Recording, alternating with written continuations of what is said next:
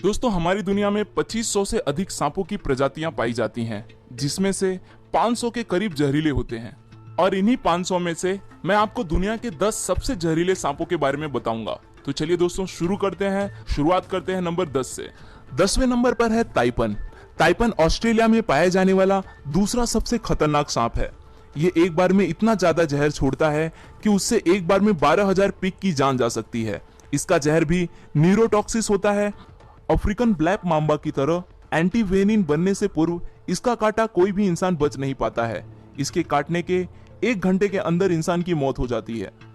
9वें number पर है black Mamba. Black Mamba तकरीबन पूरे अफ्रीका में पाया जाता है और यह सांप अफ्रीका में सांप के काटने से होने वाली सबसे ज्यादा मौतों के लिए जिम्मेदार है। यह धरती का सबसे तेज चलने वाला सांप है, जो कि 20 किलोमीटर प्रति घंटे की रफ्तार से अपने शिकार का पीछा करता है। खतरा महसूस होने पर यह लगातार 10-12 बार काटता है और 400 मिलीग्राम तक जहर इंसान के शरीर में छोड़ देता है। इसका जहर फास्ट एक्टिंग न्यूरोटॉक्सिक होता है। ब्लैक मांबा का सिर्फ 1 मिलीग्राम जहर इंसान को खत्म करने के लिए काफी है। मांबा के काटते ही आदमी की आंखों के आगे अंधेरा छा जाता है। अफ्रीका में यह सांप इतना ज्यादा पाया जाता है कि अस्पताल पहुंचते ही सबसे पहले इसी सांप का एंटीडोज मरीज को दिया जाता है। 8वें नंबर पर है टाइगर स्नैक। यह स्नेक ऑस्ट्रेलिया में पाया जाता है। इसके अंदर बहुत ही पावरफुल न्यूरोटॉक्सिक जहर होता है।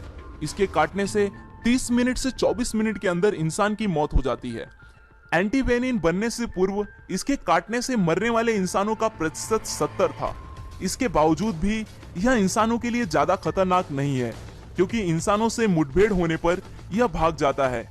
यह काटता उसी स्थिति में है जब यह किसी कोने में हो और भागने के लिए कोई जगह न हो। 7वें नंबर पर है फिलीपीन कोबरा। कोबरा की अधिकांश प्रजातियां ज्यादा जहरीली नहीं होती, पर फिलीपीनी कोबरा इसका अपवाद है। इसकी सबसे बड़ी खासियत यह है कि यह शिकार को डसने के बजाय उस पर दूर से ही जहर थूकता है।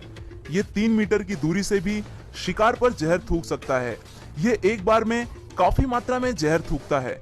इसका जहर न्यूरोटॉक्सिक होता है, जो कि सीधे श्वसन और हृदय तंत्र पर असर दिखाता है। जहर तत्काल अपना असर दिखाना शुरू कर देता है। सांस लेना बेहद मुश्किल हो जाता है। नतीजा होता है हार्ट अटैक। इसके जहर थूकने के आधे घंटे के अंदर शिकार की मौत हो जाती है। 6वें नंबर पर है सॉ स्केल्ड वाइपर।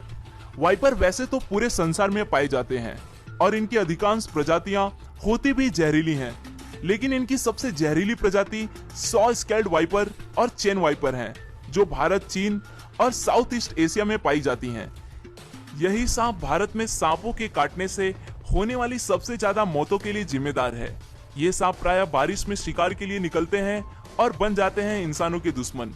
काटने के आधे घंटे के भीतर इंसान खत्म हो जाता है। वाइपर के काटते ही जिस हिस्से में इसने काटा है वहां तेजी से खून बहना शुरू हो जाता है। पूरे बदन में जानलेवा दर्द शुरू हो जाता है। मसूड़ों में खून निकलना शुरू हो जाता है। ब्लड प्रेशर में तेजी से गिरावट आती है। आदमी कई बार खून की उल्टियां करता है और नतीजा होता है मौत। 5वें नंबर पर है डेथ एडर।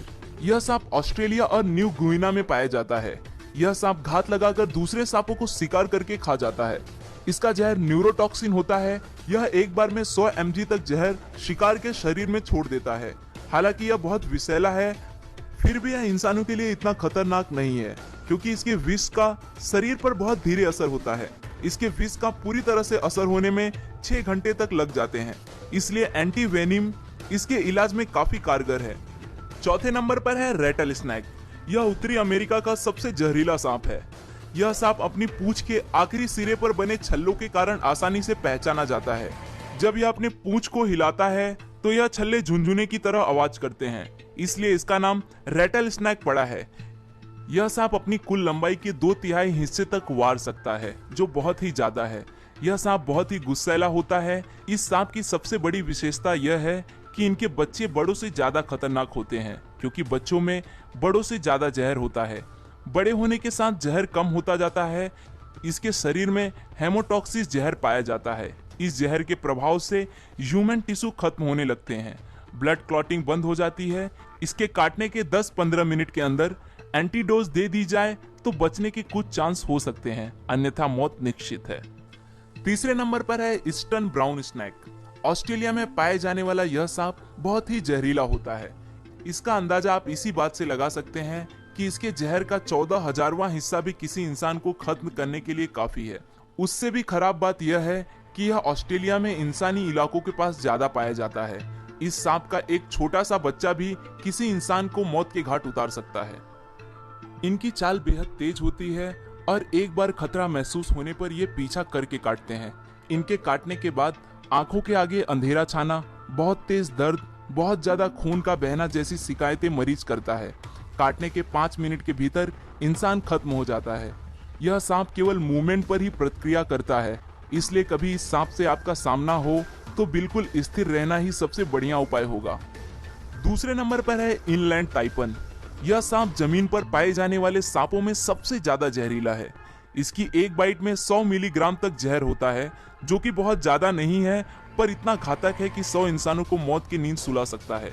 इसका जहर रैटल स्नेक की तुलना में 10 गुना और कोबरा की तुलना में 50 गुना घातक होता है। यह सांप की आबादी दूर रहना ही पसंद करता है, इसलिए इंसानों से इसका आमना सामना बहुत कम होता है, और यदि हो भी जाए तो ये वहां से बच निकलने की कोशिश करता है।